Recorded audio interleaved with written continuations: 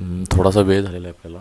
तर market gap up झालेलं आहे, जे की थोडंसं ट्रेडिंगसाठी रिस्की आहे, पण लेवल्सवरती अजून आहेत. बँक निफ्टी गॅप डाऊन झाले आणि लास्ट स्विंग बँक निफ्टीनं स्वतः जो की ब्रेकडाऊन फेल्युअर दिलेला आहे. पण निफ्टीनं एक्झॅक्टली क्लोजिंग प्राईसचा सपोर्ट घेऊन वरती चाललं. एक्झॅक्टली ॲक्च्युअल नाही, थोडंसं खाली आलं होतं. सपोर्ट घेऊन जे दिसतंय तसं नसते. त्यामुळं असं वाटतं की मार्केट ह्याच्यावर आल्याशिवाय आपण सेल करायचं नाही. कधी ह्याच्यावर 5 EMA बनवते, थोडंसं वेट करू. पण मला वाटतं बँक निफ्टीमध्ये सेल केलेलं बेस्ट ठरेल.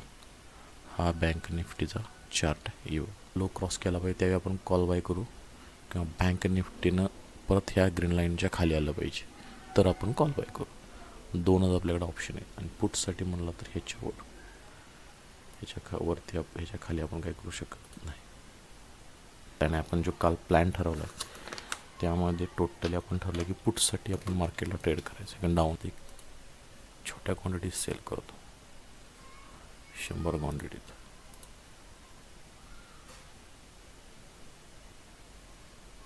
हे फक्त क्रॉस झालेलं आहे, जे की आपण प्लॅनिंग ऑलरेडी केलं होतं की ह्याच्यावरती गेल्यानंतर आपण सेल करायचं. म्हणून मी इथं सेल केलं, कारण की ह्यानं हा लो काढलेला नव्हता. बाहेरचं पण फिलिंग करत होते की प्रोटेक्टेड आहे. ह्याचा लो काढल्यानंतरच पोझिशन कट होणार होते. म्हणून आपण कॉल बाय केलेला आहे, सॉरी पुट बाय केलेलं आहे. आपण थोडंसं वेट. ह्याचा स्टॉप लॉस आपण 15 रुपये ठेवू, म्हणजे 1500 रुपये स्टॉप लॉस बसू शकतो. 15 रुपये आपली बाईंग प्राईज आहे. 129 आहे, सॉरी 128.80 आहे. तर 128 मायनस 15, 113चा स्टॉप लॉस आपल्याला बसतो. जर मार्केट इथून परत वर गेलं आणि थोडंसं खाली आलं आणि याचा लो असा क्रॉस केला तर आपण क्वांटिटी इन्क्रीज करू. ओके, ठीक आहे, वेट करू आपण ट्रेडमध्ये.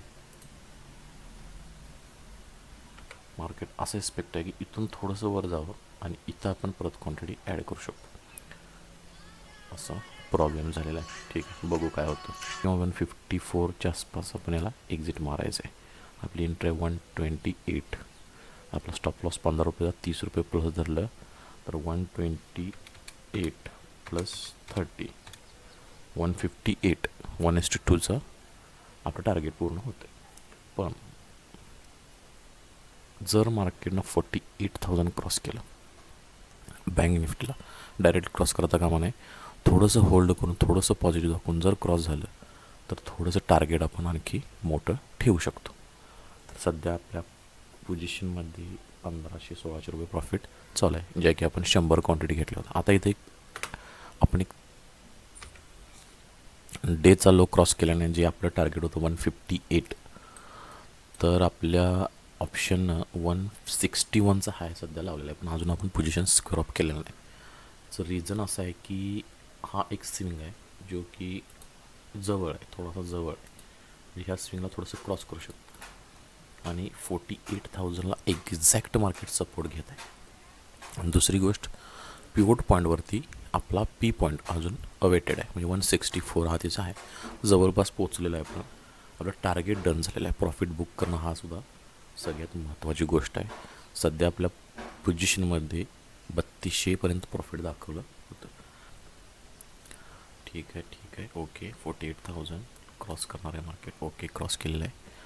आपलं प्रॉफिट चालू आहे 3900 आणि आता आपण प्रॉफिट बुक करणार आहोत. Yes, we are booked our profit. तर आपलं प्रॉफिट झालेलं आहे 3745,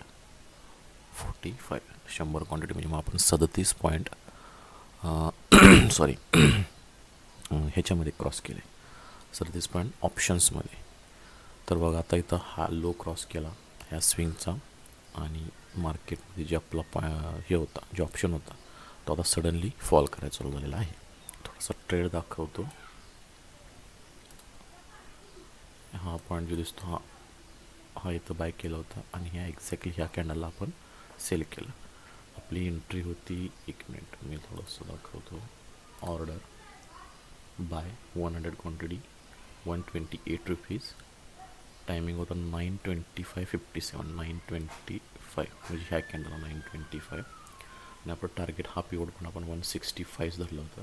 तर आपण 165ला एक्झॅक्ट एक्झिट मारलेला आहे. तर आपण ज्या पद्धतीनं प्लॅनिंग केलं होतं त्या हिशोबानं आपण काम केलेलं आहे. हा आपला 3700चा प्रॉफिट. ठीक आहे, आपण 165ला आपलं प्रॉफिट बुक केलं. आता नेक्स्ट पिवट पॉईंट जो आहे, जो की ऑप्शन चार्टवर दिसतो, तो आहे 201. म्हणजे मार्केट 201पर्यंत हा ऑप्शन जाऊ शकतो. पण मला असं वाटतं की थोडंसं वर येऊन मग खाली जाईल, अशा पद्धतीनं मार्केट वर्क करू शकतं.